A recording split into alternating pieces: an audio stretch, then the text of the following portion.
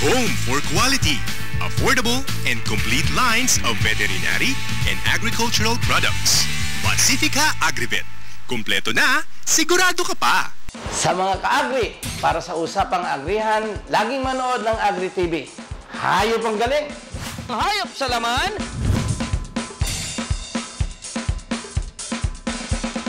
Hayop sa impormasyon!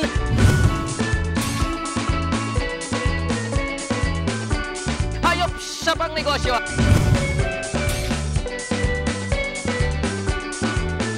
Hayop sa dating!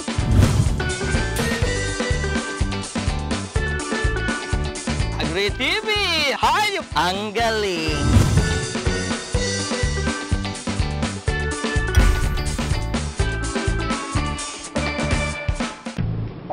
Ay sir, kamusta na po kayo? Ito ayos lang, dumadami na yung kalapati ko. Kaso hindi ko alam yung mga ipapainom, baka magkasakit sila eh. Baka meron ka dyan yung supplement, yung pangkarera. Naku, hindi ito. Hindi ito yung nahanap ko. Yung nahanap ko yung Tatak Excellence. Meron. Makita mo nga. Yan pang prevention saka treatment. Yan. Yan ang talagang magaling. Kunin mo lahat yan? Sige, bigay kitang wholesale price. Ang Rock Dove ay ang dibisyon ng Excellence Poultry and Livestock Specialist na highly dedicated sa paggawa ng mga gamot at suplemento para sa magandang performance ng ating mga kalapati mula breeding, training hanggang derby races. As we witness the growth of the pigeon industry, I would like to thank Excellence Poultry and Livestock Specialists for coming out with Rock Dove medicine and supplements. When it comes to pigeons, hanapin at Tatak Excellence. Talagang magaling. Fights parasites and infections, provides vitamins, minerals, and supplements, giving you a wide array of grooming aid for all your pet needs. For your dogs and cats grooming, Frenzy shampoo for him and for her, and Cudden Pet Cologne, leaving your pets smelling fresh and clean.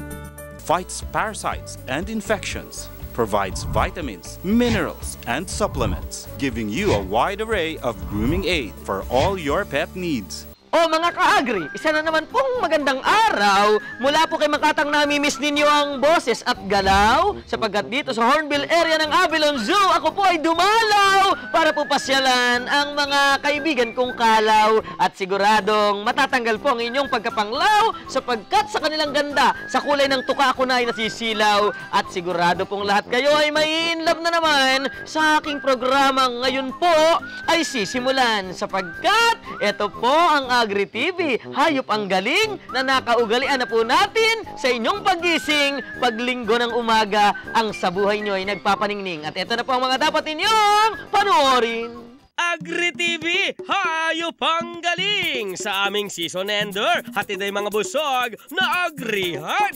Tayo na at mag-celebrate sa umagang hatid namin. Masaganang baboy kung Univet at Pigrolac ang inyong kaagapay. Usapang baboy, Piggery 101 yan. Happy Pets 101. Siyempre, masaya mga alaga kung tamang tips ating nakukuha. Kaya naman Fan Freluch may hatid nyan mamaya.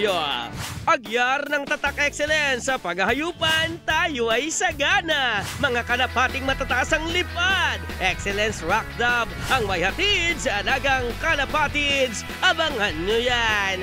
Lahat ng yan sa ating season ender ng Agri TV. Hayop ang galing, tutok lang kayo dyan.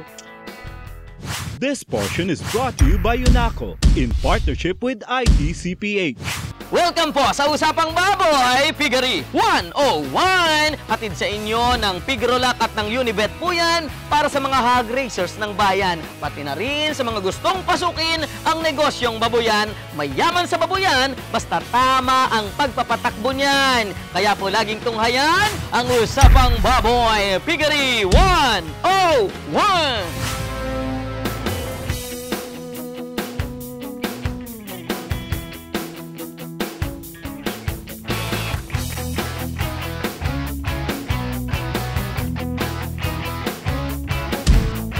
Magandang umaga sa inyong lahat. Narito po tayo ulit sa Usapang Baboy Piggery 101 upang pag-usapan ang tamang pag-i-implement ng proper deworming program.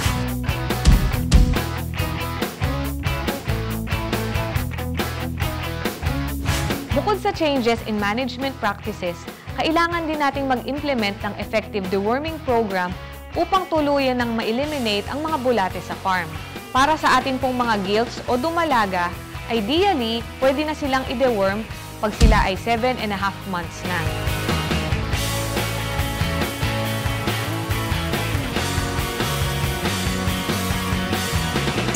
Para sa mga nagbubuntis o gestating sows, maaari na silang i-deworm at 105 days of gestation or 9 to 10 days before farrowing.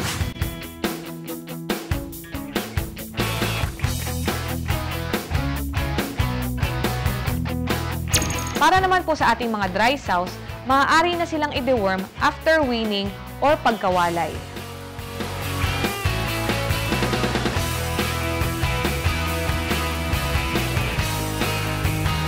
Para po sa ating deworming protocol mismo, maaari tayong gumamit ng dewormer na levamisole na maaari naman nating ihalo sa feeds o kaya sa tubig.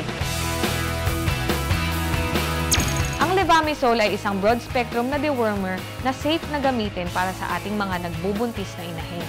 Ang levamisole ay isang ganglion stimulant na nagdudulot ng continuous contractions sa smooth muscles sa bituka ng ating mga alagang baboy. Ito yung tumutulong upang tunawin yung mga adult worms sa bituka ng ating mga alaga.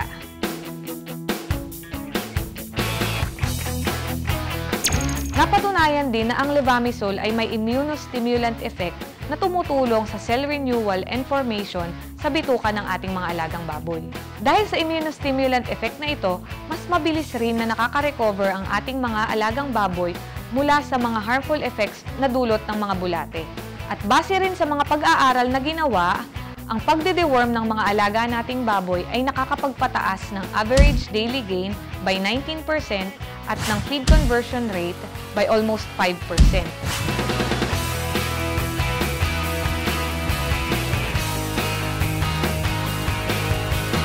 Dahil sa better na performance na ito, maaari din natin i-expect na mas magiging malaki ang kita at better din ang carcass quality. Patalastas po muna tayo. Magbabalik po ang Usapang Baboy, Piggery 101 sa ilang paalala po lamang. This portion was brought to you by UNACO in partnership with ITCPH.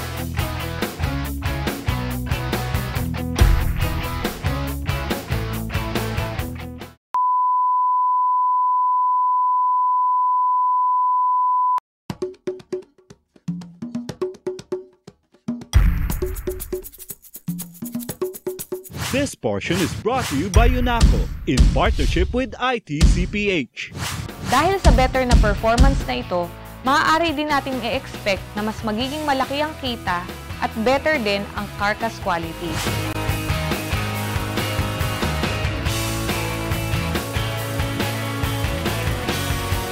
Base rin sa mga pag-aaral, napatunayan na epektibo ang levamisole laban sa mga roundworms, nodular worms, threadworms, whipworms, lungworms at kidney worms.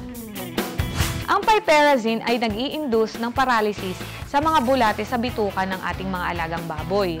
Dahil sa paralysis na ito, nawawala ang kapit ng mga bulate sa intestinal lining ng bituka. Dahil dito, maaari ng mas mabilis na mailabas ang mga bulate sa pamamagitan ng natural na peristaltic movement ng bituka ng ating mga baboy. At dahil paralyzed lang ang mga bulate, sila ay maaaring na-expel na buhay pa.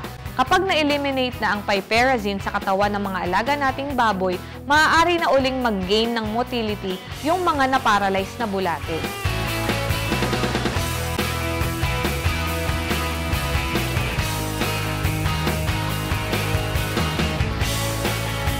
Ang isa pang dewormer na maaari nating gamitin para sa ating mga alagang baboy ay ang ivermectin. Ang ivermectin ay maaaring gamitin for both external parasites and internal parasites.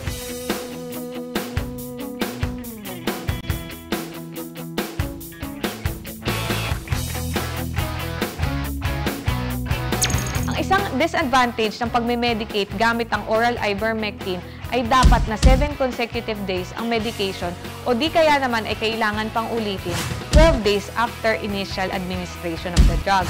Ang paggamit naman ng mga injectable na ivermectin ay medyo masakit at stressful para sa ating mga alagang baboy, partikular na para dun sa mga gestating na inahin.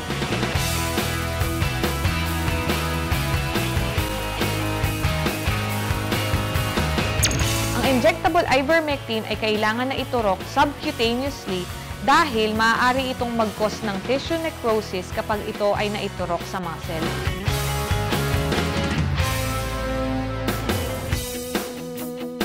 Hindi rin sapat na mga inahin lang ang dapat nating i-deworm para maging epektibo ang ating worm control program. Dapat din natin bigyan ng dewormer ang ating mga barako before breeding and every 4 months thereafter.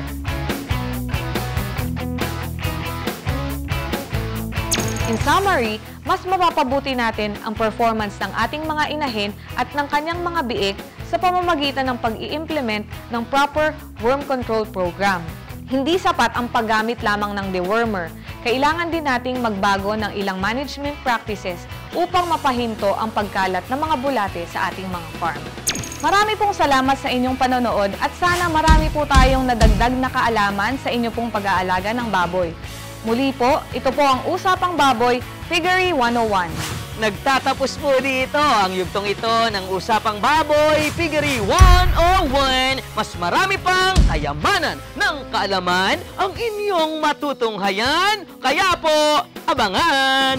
This portion was brought to you by UNACO in partnership with ITCPH.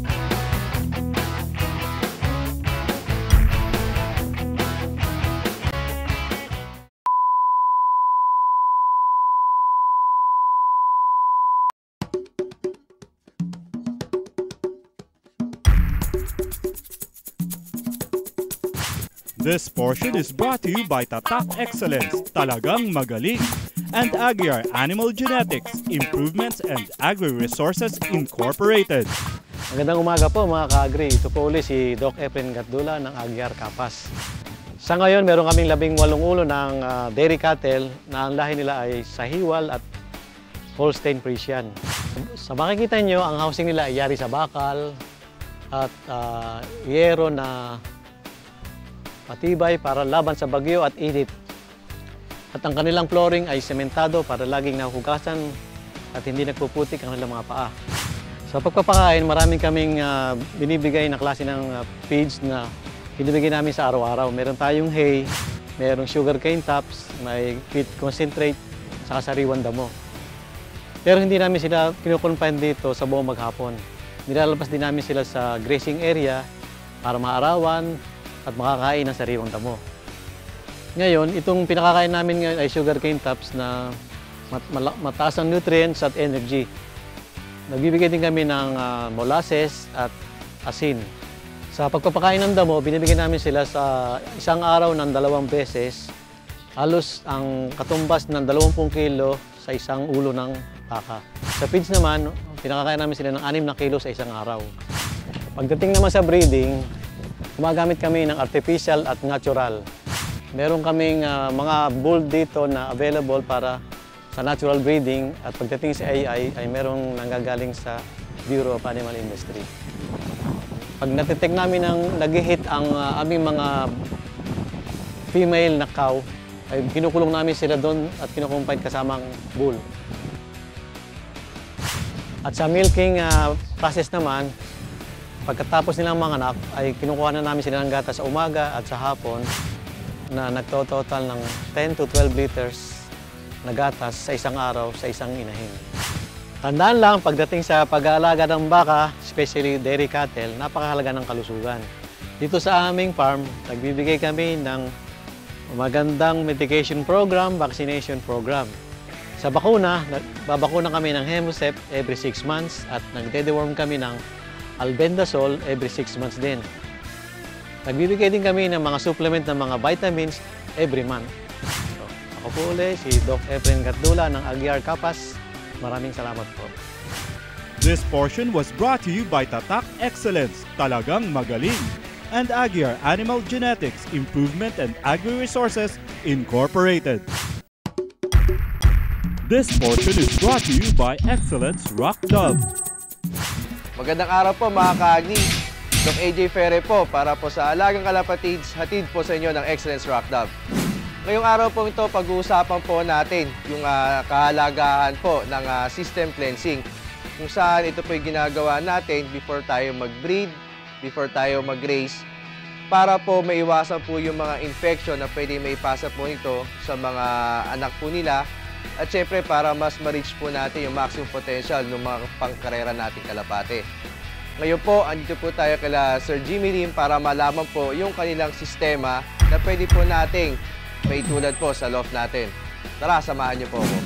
Mga kalapatids, ngayong araw po ito, makakasama po natin yung loft manager po ng Advanced Hobbies Loft para po i-share o ituro sa atin yung kanilang sistema po ng cleansing program po nila. Wala pong iba kundi po si Sir Mark Castro. Sir Mark, good morning. Bali ngayon, baka pwede po nating maituro sa mga kalapatids natin yung sistema natin at ano yung dahilan kung bakit ginagawa niyo po yan dito sa Advanced Hobbies Loft. Yes, Doc, good morning. Good morning mga kalapatids. Bali ngayon, i-share ko sa inyo ang basic conditioning and mitigation program ng Advanced Hobbies Loft. First, dito kami sa Advanced Hobbies Loft, medyo mahigpit kami pagdating sa health ng aming mga kalapate. 1 month before breeding, sinisigurado namin na malinis ang loob at labas ng katawan ng aming mga kalapate. Sa cleansing program namin, nagbibigay kami para sa respiratory ng Optidox. Bali, one week consecutive, nagbibigay kami nito. Then, follow up by for digestion ng Salmostap. Salmostap para prevention ng E. coli and Salmonella. Then after this, magbibigay kami ng para sa cancer, ang kanilang CanCare. Then after ng aming medication program, doon na papasok ang pagbibigay ng probiotic and multivitamins. Bali, Sir Mark, simula ba nung nag-start tayo gumamit ng mga products natin sa Rockdove, kumusta po yung performance o yung result po sa mga ibon natin? Since pinasok namin sa sistema namin ang excellence product, you can see naging first overall champion kami ng North. And then regarding sa conditioning system naman ng aming breeding, nag-perform ang aming kalapati sa RMC One Loft Race na naging lap champion ng Katbalogan. Daybird siya. So yan po mga kalapatids, narinig po mismo natin kay Sir Mark Castro yung kahalagahan po ng cleansing program po natin. At syempre, kita naman po natin yung mga resulta. Importante sa pag-aalaga ng kalapate na mag-flushing tayo. Dahil ang kalapate, since galing pa sa squab, sa tissue sila, dala-dala nila mga sakit na galing sa magulang, yung mga sa digestive nila, sa cancer, respiratory. So it's important that we kind of apply medication, flushing, before breeding or racing, at least a month before that. Ang pagpa-flushing naman, just give them a little dosage na for preventive lang. Huwag naman sobrang lakas ng gamot dahil to avoid na maging stress sila. It's a standard policy dito sa loft ko that before the race or before the breeding, nagpa-flushing kami. That's the reason why nakita ninyo ang performance ng mga birds ko. Nag-excel sila. They've been winning races. Primarily is because of the flushing. Maraming salamat po mga ka-agri. Sana po ay minatunan po tayo about po sa cleansing program hatid po sa atin yan ng Advanced Hobbies Loft. Next week naman po, abangan naman po natin si Boss Nelson Chua para gabayan naman po tayo sa tamang pagdideworm at pagpapaligo po ng mga kalapati natin. Muli, ako po si Doc AJ Ferre para po sa Alagang Kalapatids, hatid po sa inyo ng Excellence Rockdove. This portion was brought to you by Excellence Rockdove.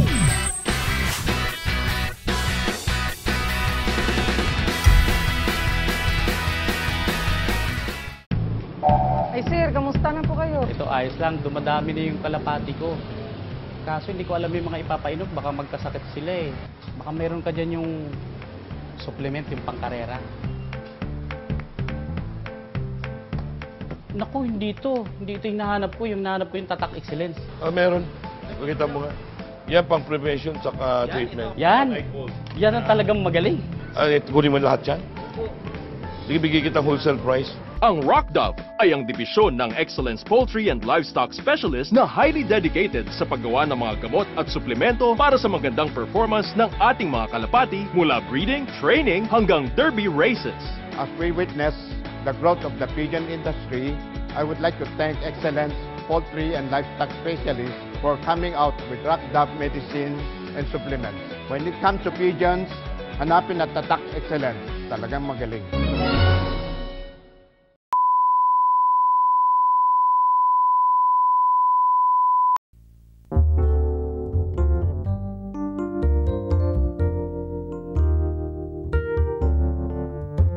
Only one thing fuels life.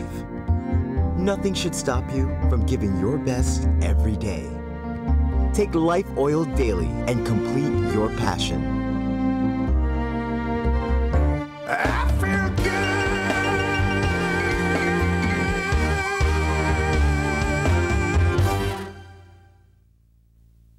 Fights parasites and infections. Provides vitamins, minerals, and supplements, giving you a wide array of grooming aid for all your pet needs.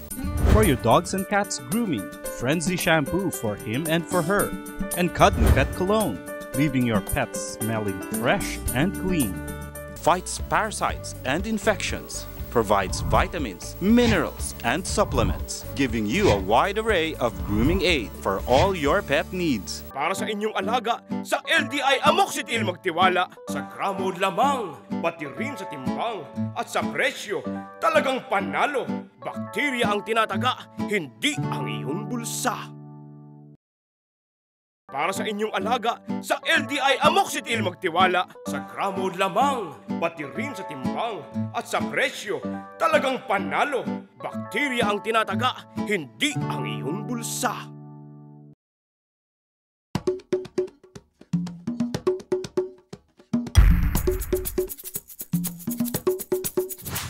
This portion is brought to you by BioCure.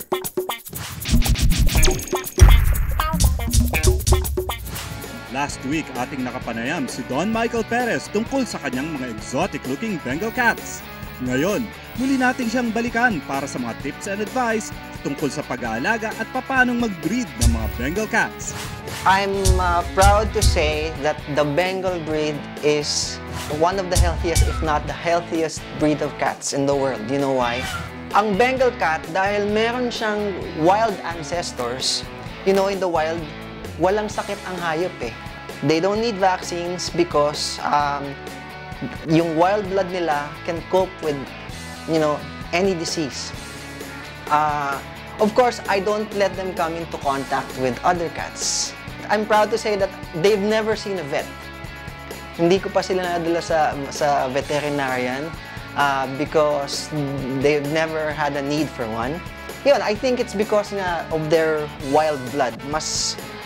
Kumbaga, mas matapang yung dugo nila, kaya mas malakas lumaban sa sakit. Because I wanted to be faithful to their wild origins, inalam ko, ano ba ang natural diet ng wild cats? So, of course, in the wild, you know, hindi naman sila kumakain ng kanin, hindi naman sila kumakain ng potato, hindi naman sila kumakain ng corn. Ang kinakain nila is raw meat. Raw meat na may organs and bones. Sometimes even feathers, sometimes even skin. I believe in the whole prey diet. Ibig sabihin, kung ano yung kinakatch ng predator in the wild na prey, yun dapat yung ibigay mo sa kanya. Well, of course, messy naman yung magbibigay ka ng live chicken, ano? So what I do is, I give them raw chicken meat na dinadagdagan ko na lang ng trace nutrients like, for example, taurine, which is very essential for a cat's development. Ang taurine kasi, present lang yan sa live prey. For example, pag ang pusa nanghuli ng daga na buhay at kinain niya yon, may taurine yon.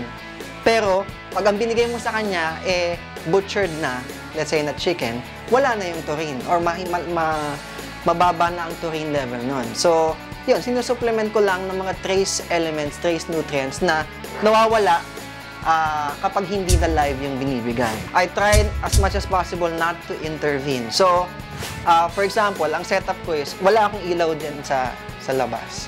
So, when the sun comes down at dumilim na, hindi ko na iniilawan. Kasi, in the wild, you know, most often, that's their signal. That's their mating signal. Kapag nagdilim na, that's when they, you know, try to find a mate.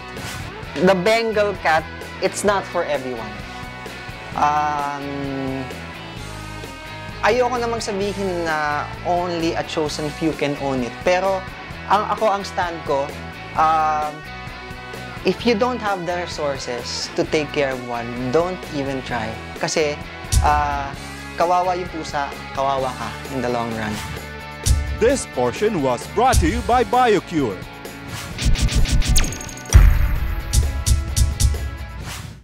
Hoy mga ka-agri! Matatapos na po ang ating 4th season. Pero alam ko po na ang ligaya kong naidulot sa inyo ay tatatak sa inyo habang panahon. At wag po kayong mag-alala sapagkat marami pa akong ihahain sa inyo sa darating na panahon. Katulad po nitong matayong lipad at napaka-cute na hawak kong ibon. Ang tawag po rito ay Black Palm Kakatu. O sa Tagalog po, ang ibig sabihin niyan ay iitim ang inyong palad sa kakatuka niya.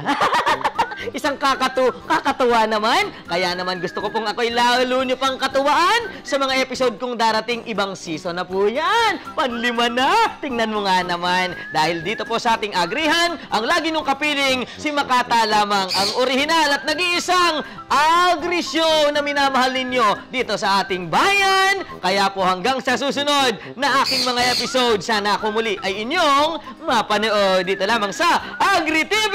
Hayop ang galing!